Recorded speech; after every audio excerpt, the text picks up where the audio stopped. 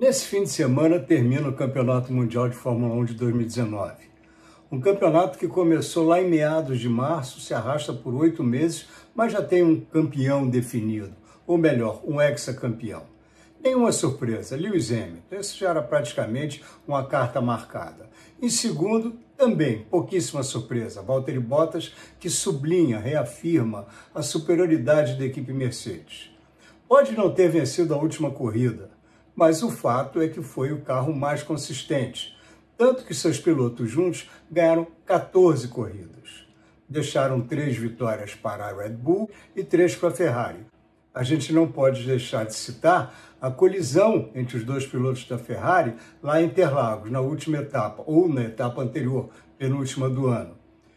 Eles já até não estavam pensando em vitória, não tinham condições de chegar entre os primeiros, mas estavam disputando ali um terceiro lugar. Mais que isso, estavam disputando bons pontos no Campeonato Mundial de Construtores. Tudo bem, a Red Bull, que é a terceira colocada, não ameaça o vice-campeonato da Ferrari.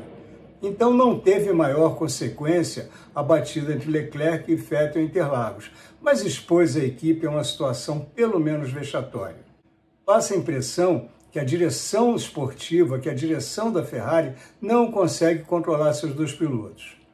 A Ferrari se defende dizendo que isso faz parte da escolha dela, de ter dois puros-sangues entre seus pilotos.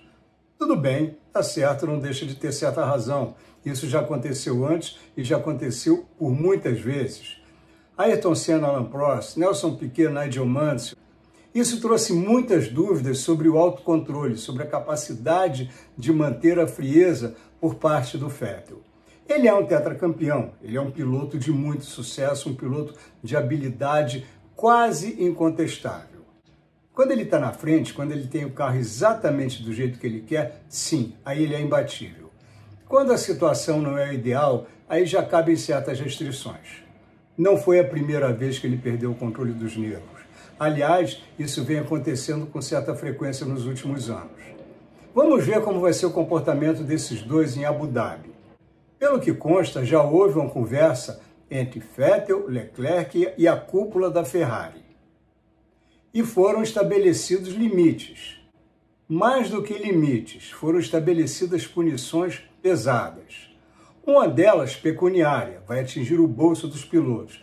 E quando você fala em multa para esse tipo de assalariado, você está falando de $1 milhão para cima. Se não, eles nem sentem. A Ferrari adota uma alternância de prioridades. Se o Vettel, por exemplo, numa corrida tem a prioridade de escolha, eu quero sair antes do Leclerc na prova de classificação ou quero sair depois dele, ele tem essa prioridade. Na corrida seguinte, na corrida 2, vão se inverter os papéis. O Leclerc que vai ter a prioridade das escolhas. E é aí que a punição pesa. Se um dos dois infringir essas novas regras, vai perder a sua próxima prioridade. Talvez até as próximas, no plural, dependendo do tamanho da infração. O que a Ferrari quer mesmo é que os pilotos entendam que eles, em momento algum, em hipótese alguma, são mais importantes do que a própria escuderia. Isso tem que ficar muito claro, e isso não estava claro em Interlagos. Péssimo para a Ferrari. A continuidade desse convívio entre Leclerc e Vettel depois desse choque vai ser, inegavelmente, o principal foco das atenções em Abu Dhabi. A pista em si não tem grandes mistérios. É o primeiro trecho de velocidade média, com trecho de aceleração, seguido por 2 retas muito longas. A principal tem 1.170 metros. Terceiro trecho bastante sinuoso. Lá, nas 10 vezes que a Fórmula 1 correu, a Mercedes venceu 10 vezes e 10 vezes largou na pole position. Vamos ver nesse ano, já que a prova de Interlagos acendeu a esperança que a partir já desse fim de semana e por todo 2020, a luta pelas vitórias e pelos títulos inclua não só Mercedes e eventualmente Ferrari. A Red Bull também está sendo muito cotada devido ao avanço dos motores Honda. Foi um avanço que se fez ver principalmente pela altitude de São Paulo. Em Abu Dhabi nós vamos ter a prova da verdade. Abu Dhabi é ao nível do mar, ou quase. Nessa pista, o desgaste de pneus não chega a ser um problema. Tanto que a Pirelli escolheu seus 3 modelos mais macios, C3, C4 e C5. Vários pilotos chegaram a selecionar apenas um jogo de pneus duros, se concentraram mais nos médios e principalmente nos macios. Os macios vão ser usados na prova de classificação pelos que chegarem ao Q3 e a alternativa na troca de pneus, uma única troca, é o pneu médio. Vai ser uma corrida bastante interessante e que ainda traz disputas. Se já temos um campeão e um vice consolidados, a luta pelo terceiro lugar está totalmente aberta. E está aberta entre Max Verstappen e Charles Leclerc. Entre os dois, uma diferença de 11 pontos. Não é uma diferença pequena. Isso favorece o Verstappen como sendo o grande favorito para esse terceiro lugar. Mas o Leclerc vai vir com toda a força possível. A mesma coisa na luta pelo sexto lugar.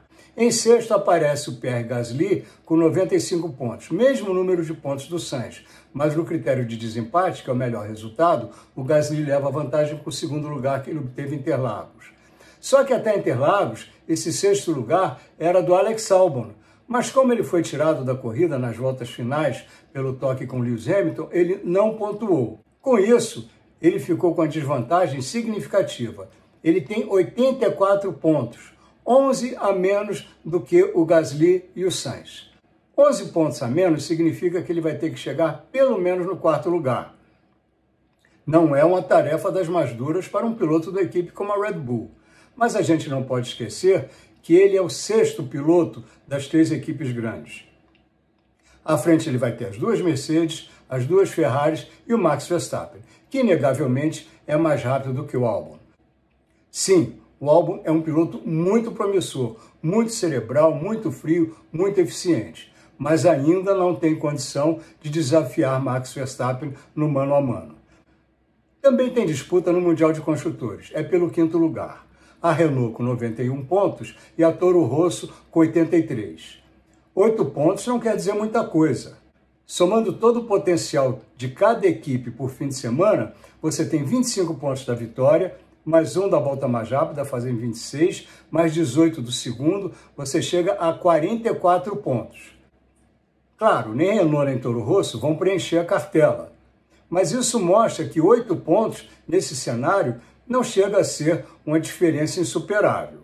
Mas a gente não pode esquecer que nesse segundo pelotão, na Fórmula 1B, há outras forças, como a própria McLaren, como a Racing Point, eventualmente. Então, não vai ser uma luta direta entre Renault e Toro Rosso.